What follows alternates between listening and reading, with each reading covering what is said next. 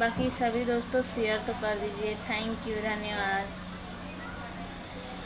जैसे आप लोग का सम्मान करते हैं, आप लोग से बहुत, जैसे आप लोग अपने मनीषा भाभी से बहुत प्यार करते हो, मिस करते हो, वैसे हम भी बहुत सबको चाहते हैं और सभी को बहुत मिस करते हैं, अपना मानते हैं।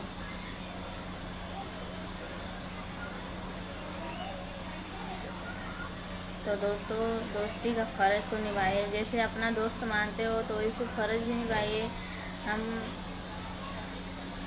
हमारा सपोर्ट दीजिए आप लोग और ज़्यादा से ज़्यादा शेयर कीजिए। दोस्तों हिंदी में कमेंट कीजिए अपने भाभी जी को।